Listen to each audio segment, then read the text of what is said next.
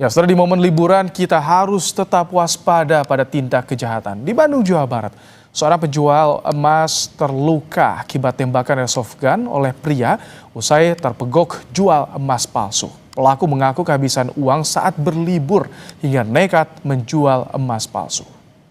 Astagfirullah. Seorang pria dikepung warga karena diduga menjual emas palsu seberat 7 gram dengan nilai 5 juta rupiah. Saat hendak ditangkap, salah satu pelaku sempat melepaskan tembakan ke arah warga.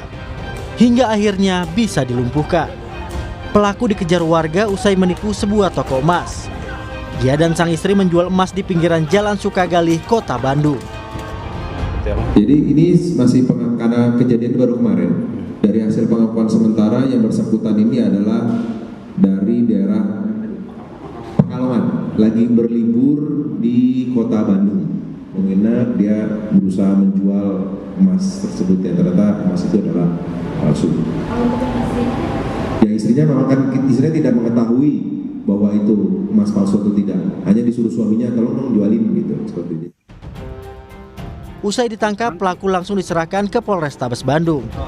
Pelaku dijerat pasal penipuan, penganiayaan, serta undang-undang darurat terkait kepemilikan senjata tanpa izin. Abdul Rahim, Kompas TV Bandung, Jawa Barat. Bagaimana proses hukum pelaku penembakan di Kota Bandung? Kami sudah terhubung bersama dengan Kapolsek Sukajadi Bandung, ada Kompol Edi Kusmawan. Selamat malam, Pak Kapolsek. Selamat malam, Pak Ibrahim. Pak Kapolsek, ini kan kabarnya pelaku mengaku sebagai wisatawan, namun kehabisan uang. Emang direncanakan datang ke Bandung untuk menjual emas palsu? Atau seperti apa sebetulnya modusnya ini, Pak? Jadi pelaku atas nama inisial HY ini warga dari Kabupaten Pekalongan dan berlibur di Kota Bandung sudah 3 hari. Kemudian kehabisan ongkos dan punya keinginan untuk menjual sebuah liontin yang beratnya kurang lebih 7 gram. Jadi pelaku ini menjual liontin kepada pedagang emas yang ada di trotoar di Jalan Sukajadi. Kemudian terjadi transaksi. Pada saat dicek pertama oleh korban, yaitu penjual emas atas nama Engkin, pertama dicek tidak ada masalah, kemudian kedua dicek tidak ada masalah. Nah, kemudian terjadi transaksi dari penawaran 7 juta oleh pelaku ditawar oleh korban sehingga sepakat dengan nilai nominal 5 juta. Dilakukanlah transaksi pembayaran 5 juta oleh korban kepada pelaku. Pada saat selesai transaksi, kemudian korban penasaran mengecek kembali kondisi liontin emas tersebut. Ternyata pada saat dicek bukan emas. Kemudian korban mengejar pelaku dan pelaku bisa dikejar oleh korban. Pada saat cekcok mulut, korban meminta uang yang 5 juta kepada pelaku. Pelaku mengeluarkan senpi senjata airsoft gun dan menembak korban sebanyak 5 kali.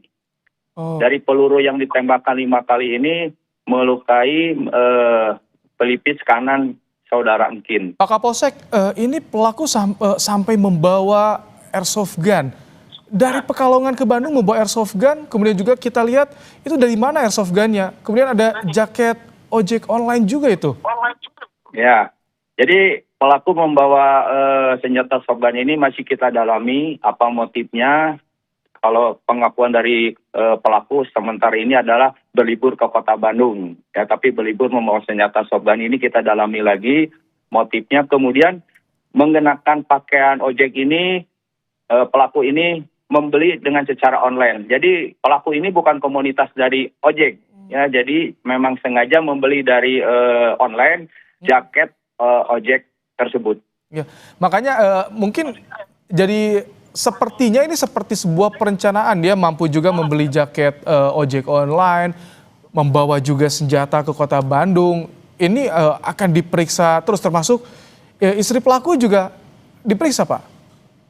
Ya, jadi kita dalami lagi motif pelaku. Untuk sementara ini pelaku ini berlibur ke Bandung. Namun kita dalami pengakuan daripada pelaku ini, dan dari pelaku ini kita sudah selesai melaksanakan pemeriksaan. Maka kita kenakan juga pasal, ada 3 pasal yang kita terapkan kepada pelaku, yaitu pasal 378 penipuan, kemudian juga karena melukai saudara Engkin, korban, dengan senjata shotgun ini kita terapkan juga dengan pasal 351 KUHP, dan pasal terakhir yaitu Undang-Undang Darurat RI nomor 12 tahun 1951 memiliki senjata api tanpa izin, ancamannya bisa 20 tahun.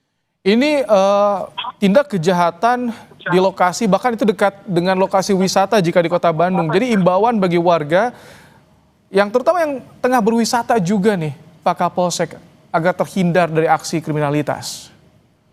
Jadi kami selaku Kapolsek Sukajadi Polrestabes Bandung menghimbau kepada pengunjung yang memang mayoritasnya di Jalan Sukajadi ini daerah wisata, terutama ada juga PPJ.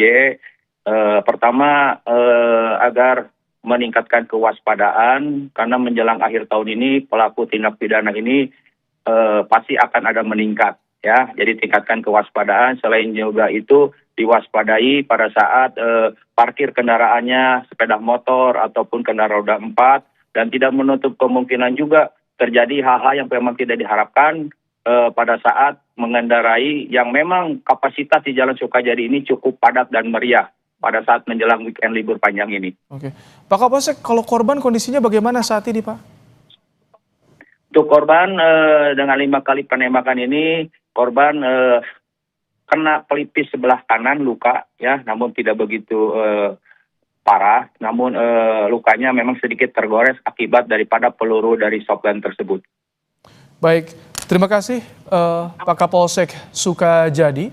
Kompol Edi Kusmawan telah menyampaikan bagaimana penanganan kasus dan juga kronologis kejadian yang terjadi di Kota Bandung. Terima kasih, Pak Kapolsek. Terima kasih, Pak Ibrahim.